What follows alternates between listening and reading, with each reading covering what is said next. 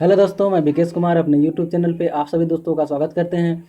आइए आज हम आपसे बात करेंगे पारिस्थितिकी तंत्र से संबंधित प्राथमिक उत्पादन का मापन, बायोमास या जैव भार और इसका मापन। पिछले वीडियो में मैंने पारिस्थितिकी तंत्र पार्ट 1 लेकर आया था, तो आपसे डिस्कस किया था। 3-4 पॉइंटों को मैंने आपसे डिस्कस नहीं कर पाया था, जो मैंने आपसे कहा था कि पिछले वीडियो में जब मैं आपके सामने फिर उपस्थित होऊंगा तब आपसे इस पॉइंटों पे बात करूंगा। तो प्राथमिक उत्पादन का मापन इसमें अध्ययन करेंगे। आज हम बायोमास या जैव भार का मापन का अध्ययन करेंगे। जो 4-5 पॉइंट छूट गए हैं उसका अध्ययन करेंगे। वीडियो पसंद आए तो लाइक कीजिएगा और चैनल को भी सब्सक्राइब कीजिएगा। आइए देर न करते हुए वीडियो स्टार्ट करते हैं।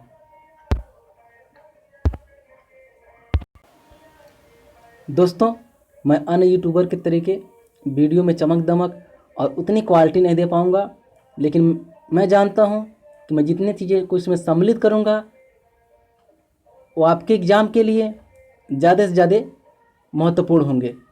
और मैं आशा करता हूँ मैं किसी भी चीज़ को इससे संबंधित जो सिलेबस में दिया गया है वो यूपी टेट और सुपर टेट और जितने भी हैं सीटेट से संबंधित क्वेश्चन इसमें से आ सकते हैं। आप 100% समझ लीजिए कि यहाँ से ही आएंगे, छूटेंगे नहीं। सीटेट का मैं नहीं कह सकता, सीटेट का क्योंकि पढ़ा हुआ नहीं बनाता है, वो दिमाग पे ज़्यादा क्वेश्चन जो मानसिक से संबंधित होते हैं वो ज़्यादा ऐसे क्वेश्चन ही बनाते हैं सीटेट वाले, तो मैं उसकी गारंटी नहीं ले सकता। लेकिन यूपी टेट का जो 30 क्वेश्चन आते हैं मैं पूरे आशा के साथ कह सकता हूँ कि इसी वीडियो से सॉरी दोस्तों, मेरा जितना भी वीडियो इससे संबंधित बनेंगे पर्यावरण से संबंधित, मैं उसे पूरा कवर करने का प्रयास करूँगा। और मेरा वीडियो आप देखिए, अगर लाभ नहीं मिलता आपको तो कभी मत देखिएगा इस वीडियो को। और मैं इतने अच्छे अच्छे क्वेश्चन इसमें सिलेक्ट करूँगा कि आपको खुद लगेगा कि नहीं ये क्वेश्चन आ सकते हैं। तो मेरे साथ बने रहिए, मैं आपको ले चलता हूँ पारिस्थितिकी तंत्र से संबंधित जो भी महत्वपूर्ण इसमें क्वेश्चन बन सकते हैं। मैं अगले वीडियो में आपके सामने उपस्थित होऊंगा, फिर तो आप उस पर डिस्कस कीजिएगा मेरे से। आज मैं आपके सामने पारिस्थितिकी तंत्र के अलग अलग जो क्षेत्र हैं उनके प्राथमिक उत्पादन का मापक 2 तरीके से किया जाता है, सकल प्राथमिक उत्पादन और शुद्ध प्राथमिक उत्पादन। तो पहले 4-5 पॉइंट ऐसे हैं जिस पे हम बात करना आपसे चाहते थे। 4-5 पॉइंट हैं, उन पे बात कर लेते हैं। इसके बाद हम प्राथमिक उत्पादन का मापन देखेंगे। पहला पॉइंट है 10 सेल्सियस से कम तापमान में अपघटन की जो क्रिया होती है नमी होने के बावजूद भी क्षीण हो जाती है। दूसरा है उच्च तापमान के बावजूद भी मृदा के लंबे समय तक सूखे रहने के कारण अपघटन की दर कम हो जाती है। जैसे आप देख सकते हैं विश्व में रेगिस्तानी जो क्षेत्र हैं वो एग्जाम्पल के रूप में आपके सामने उपस्थित हैं।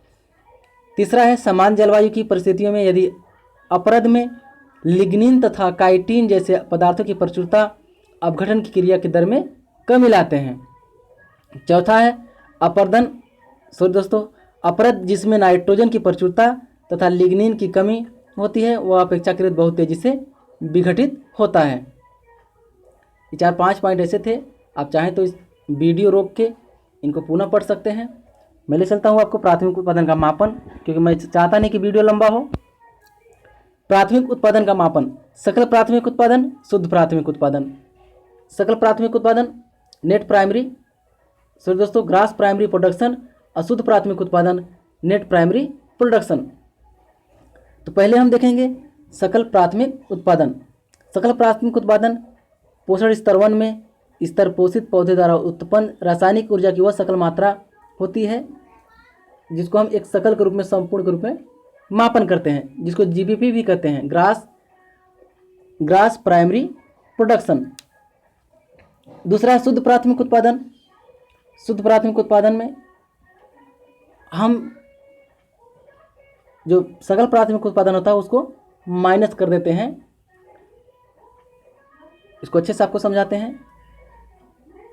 पोषण स्तर 1 में संचित या स्थिरीकृत ऊर्जा या जैव पदार्थों की मात्रा को शुद्ध प्राथमिक उत्पादन एनएनपी कहते हैं।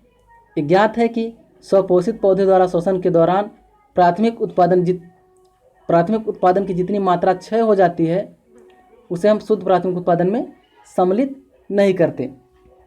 अब जानते हैं पौधे प्रकाश के ऊर्जा से सूर्य का प्रकाश है उससे भोजन अपना बनाते हैं जो भोजन बनाने के समय क्रिया होती है श्वसन क्रिया, उस समय जो ऊर्जा नष्ट हो जाती है उसको शुद्ध प्राथमिक उत्पादन में हम सम्मिलित नहीं करते हैं। शुद्ध प्राथमिक उत्पादन में इसको सम्मिलित नहीं करते हैं। जो ऊर्जा नष्ट होती है उसको हम घटा देते हैं सकल प्राथमिक उत्पादन में से, और इसी को हम शुद्ध प्राथमिक उत्पादन कहते हैं।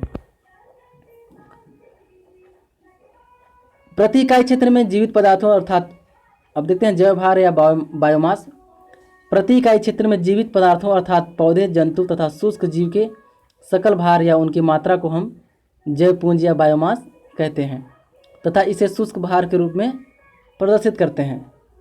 बायोमास का मापन कैसे करते हैं? तो सबसे पहले दो पारिस्थितिकी तंत्र के महान विद्वान R.H. हिटेक्स तथा G.M. वुडवेल, इन्होंने समस्त पृथ्वी के बायोमास का मापन किया। अब विश्व स्तर पे इन्हीं का मापन आज भी चलता है। जो भी ये आंकड़ा दिए हैं उसी के आधार पे हम आज पढ़ते हैं। विश्व स्तर पे प्राथमिक उत्पादकता के 3 महत्वपूर्ण क्षेत्र हैं जिनका हम अध्ययन करेंगे।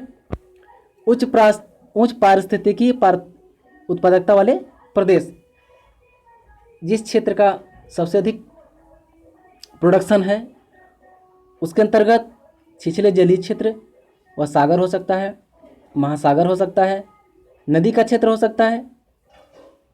तो उच्च छिछले जलीय क्षेत्र, सो दोस्तों छिछले जलीय क्षेत्र हैं।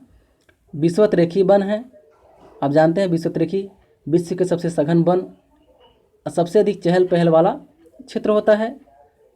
उष्ण तथा शीतोष्ण कटिबंधीय वन, आप जानते हैं उष्ण और शीतोष्ण कटिबंधीय बहुत ही महत्वपूर्ण है। इनमें भी सघन वृक्ष होते हैं और यहाँ भी चहल पहल जीव जंतुओं की बहुत ज़्यादा होती है। जलोढ़ मैदानी क्षेत्र तथा गहन कृषि के क्षेत्रों को इसमें हम सम्मिलित करते हैं।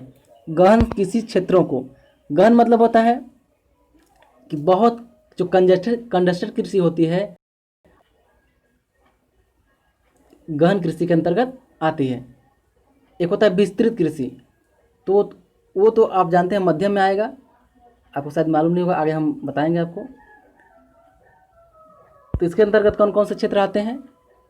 छिछले जलीय क्षेत्र, विषुवत-रेखीय वन, उष्ण तथा शीतोष्ण कटिबंधीय वन, जलोढ़ मैदानी क्षेत्र तथा गहन कृषि के क्षेत्रों को इसके अंतर्गत हम सम्मिलित करते हैं। मध्यम पारिस्थितिकी उत्पादकता वाले प्रदेश, इसके अंतर्गत घास क्षेत्र, steppe, prairie, pampas, downs belt, ये सब आते हैं।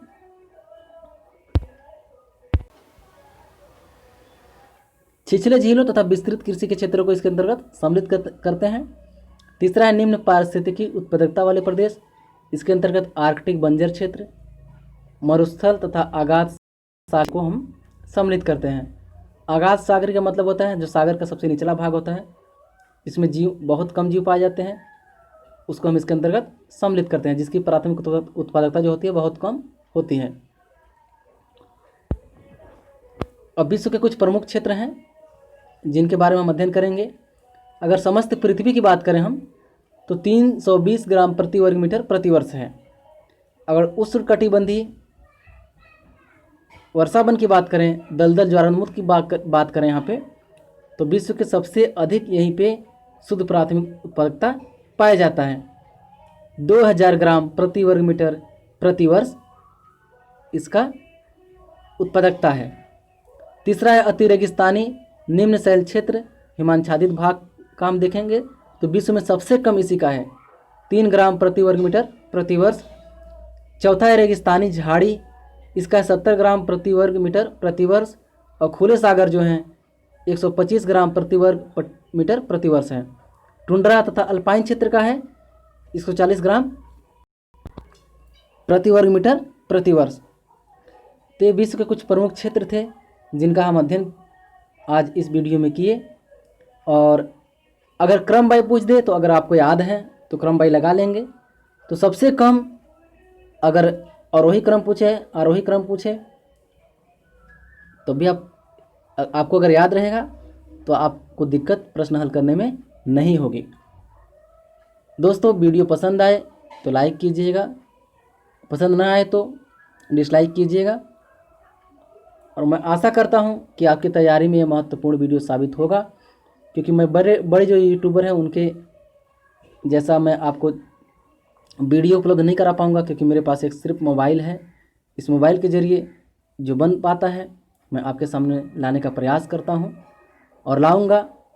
और मैं पूरा आशा करता हूँ कि इससे बाहर क्वेश्चन यूपी टेट से नहीं आएंगे। अगर ऐसा लगता है कि मैं गलत पढ़ा रहा हूँ तो कमेंट बॉक्स में जाइए, कमेंट करके ज़रूर बताइए कि सर यहाँ पे आपने इस टॉपिक को छोड़ा है। मैं पूरा का पूरा टॉपिक कवर करने का प्रयास करूँगा। मैंने पहला वीडियो में आपसे बात किया था पारिस्थितिकी की, और दूसरे वीडियो में पारिस्थितिकी तंत्र और पारिस्थितिकी तंत्र भाग 1 भाग 2 आ गया। अब इसका भाग 3 लाएंगे, जो इससे संबंधित क्वेश्चन बन सकते हैं, उसका हम अध्ययन करेंगे। अगर वीडियो पसंद आए तो लाइक कीजिए दोस्तों, चैनल को सब्सक्राइब कीजिए। मिलते हैं अगले वीडियो में, जो कि महत्वपूर्ण क्वेश्चनों को मैं शामिल करूंगा। आप ज़रूर देखिएगा। नमस्कार, धन्यवाद।